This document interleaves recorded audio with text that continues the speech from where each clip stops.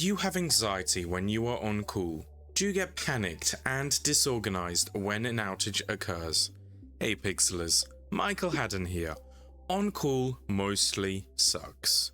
As an infrastructure engineer, I am often a main contact point during system outages. This sometimes is the fault of something in my domain, such as network, DNS, or load issues. However, a significant portion of the time it is an issue outside of my domain, where I have either been brought in to help resolve the issue, or I was the first point of contact on call.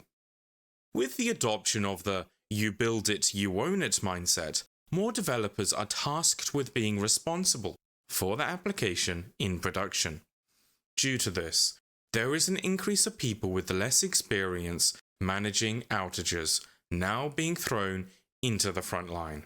This can be very stressful. So, I am going to make a few recommendations on how you can handle this situation better. Why does on-call suck? Before we continue, it is good to understand what actually causes the stress and anxiety in the first place. Usually, this is a combination of 1. Not knowing when an issue will occur. What happens if an incident occurs when I go to the supermarket? 2. This happens way too often. I am struggling to live my normal life with a healthy work-life balance. 3. The fear of failing. What happens if I take too long to resolve the issue? Am I competent enough? We can use this list to design a strategy of how to better structure our on-call support. For this reason, it is also important to candidly discuss what concerns you have with your team and organization. Let's reframe our goal here. I have worked with people who stress out and basically freeze their private life during an on-call schedule. This is bad. It is extremely important that engineers can continue to live their private lives and not dread their spot on the rota. A question worth asking is, what is our reasonable expectation of uptime, or alternatively, what level of downtime is considered acceptable? It is easy for an organization to say, no downtime is acceptable, but this is a foolish statement. This is likely due to poorly designed business-to-business contractual agreements, or an unrealistic expectation of low profit loss during system outages.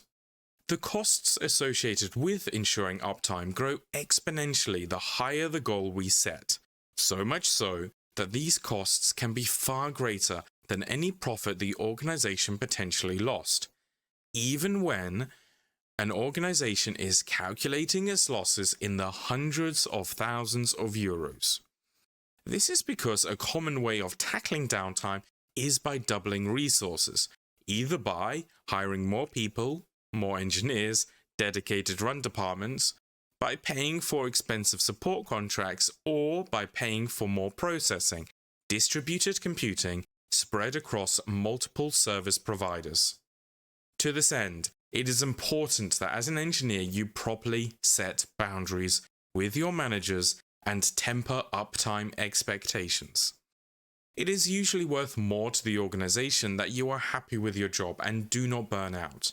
Hiring and retraining a replacement can be expensive and cost an organization a lot of money if it gets in the way of achieving product goals. It is vital for the organization to promote a culture where it is okay to fail, make mistakes, and the mental health of the engineers is taken seriously. Therefore, it should be encouraged for people on call to still have social events, maybe avoid intoxication, but worst case scenario, have rigid escalation processes defined. If you are driving, it can be escalated to the next colleague in line. Maybe he is swimming. Maybe we can escalate it to someone else or the entire team. This is fine. Slow down. Now we have properly set our boundaries and expectations, we can talk about how to respond in a crisis situation. The Navy SEALs have a phrase, "Slow is smooth, smooth is fast." The theory is by taking things slowly, you are less likely to make mistakes, therefore doing a better job than someone who rushes. This lesson is a core principle in the fable of the tortoise and the hare, which I am sure you're all aware of. The tale of someone rushing, accidentally deleting the wrong resource, and making a small incident into a catastrophe is unfortunately not uncommon. Take a deep breath. Look out the window. Brew yourself a cup of tea or coffee. Take breaks to stretch and clear your mind. Stay hydrated. You will need it. You might have people bothering you. Maybe management hovering awkwardly in the corner. Tune them out and keep a cool head. Separate discovery and action. Rushing into action to quickly resolve the problem is how you end up rushing to solve two problems. You should split your investigations into 3 phases. 1. Discovery. What is the problem? What caused it, and what is the root cause? 2. Strategy. How should we fix it? Who should be involved in fixing it? 3. Implementation. Actually taking the time to perform the repair. During the discovery phase, some people love to create checklists. This can help ensure that when it comes time to implement the repair, that all the relevant steps are performed in order without missing anything. We should only move on to the next stage when we are confident we have exhausted all the knowledge gathering from the previous stage. You may have multiple potential root causes. Go through each one of them, one at a time.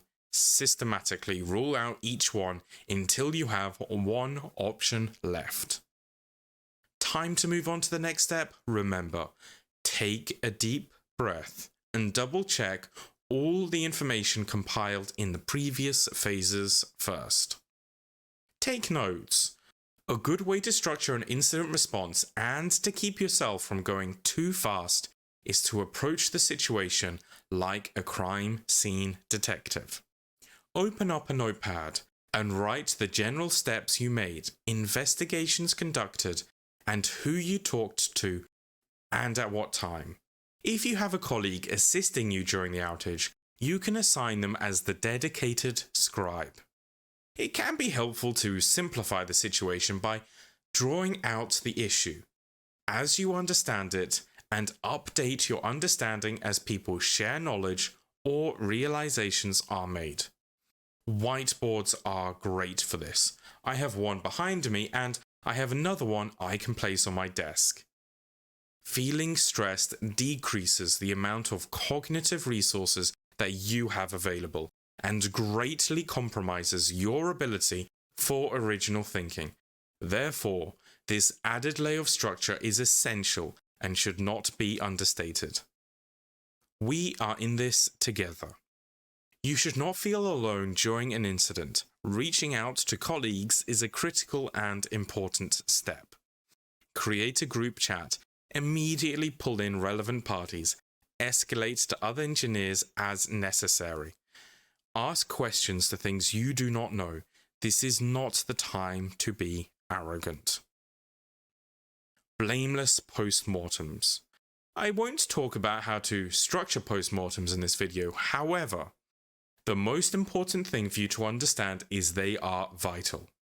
By sharing the notes and checklists we developed during the investigation, we can create internal documentation on how to resolve these issues faster in the future. Sharing this calm and measured approach with your team can help other people in the organization become calmer and more trusting when an issue does occur, that it will be resolved professionally. In a future video, I will talk about how to best organize a team to reduce the frequency of outages and reduce your mean time to recover. I hope that this video has helped you learn some techniques to stay calm during a system outage. Oh, and if you're wondering whether or not you are competent enough, do not worry, the chance is you probably are, and this will be a great experience to learn more about how your system works. As always, I hope you guys have a lovely day. Cheers!